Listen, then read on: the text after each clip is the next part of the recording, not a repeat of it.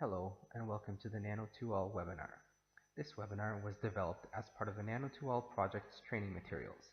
In this session, we will address the case study on nanotechnology in BCI, brain-computer interactions.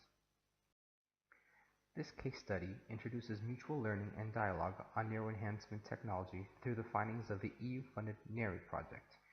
We aim to show that there is already an ongoing discussion on brain-computer interactions, and the Nano2All project, through its dialogues, broadens this discussion from scientists and laypersons to all stakeholder communities.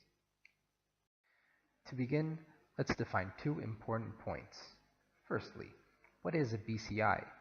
A BCI is a brain-computer interface, which is a device that can directly translate brain signals to actions, such as the operation of software applications, including a word processor, or equipment, such as a television. Small sensors, placed on or inside the brain, capture the signals and communicate these to an external device. This may allow you to control a machine by only using your thoughts. Secondly, what is the NERRI project? The NERRI project aims to start societal engagement on the ethical, legal, social, and economic aspects of neuro-enhancement technologies. How was mutual learning organized in the NERRI project? The EU-funded NERRI project organized mutual learning exercises on neuro-enhancement technologies.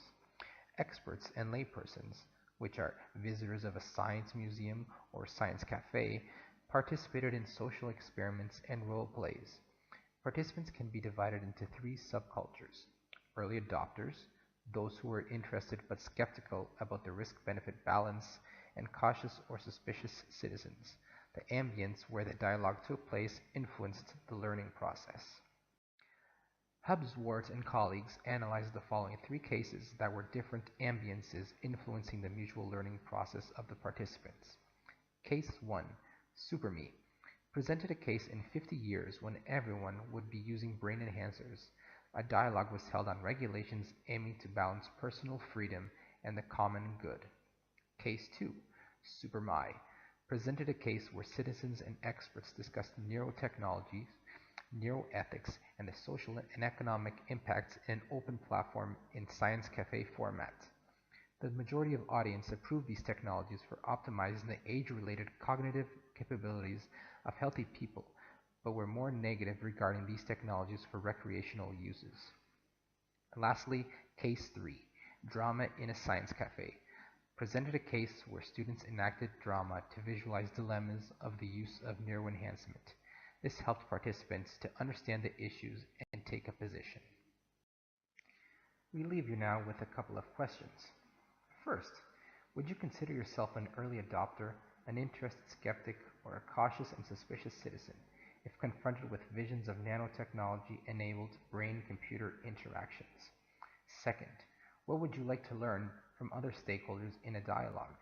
Lastly, should the aim of a dialogue be to reach consensus or to articulate different perspectives? To conclude, the discussion on nanotechnology in brain-computer interactions is a continuation of an earlier dialogue. Different positions can be taken regarding the ethical issues raised. In Nano2All, the diversity of stakeholders is greater as it also involves policymakers, industry, civil society organizations, and journalists. As in NERRI, the ambience and tools offered to participants can stimulate more fruitful dialogue than in traditional discussions. In Nano2All, we also use tools to stimulate creativity, such as the adapted scenario exploration game of the Joint Research Center of the European Commission. In the listed sources, you can find further useful information. Thank you very much for your attention, and we hope this webinar has been useful to you.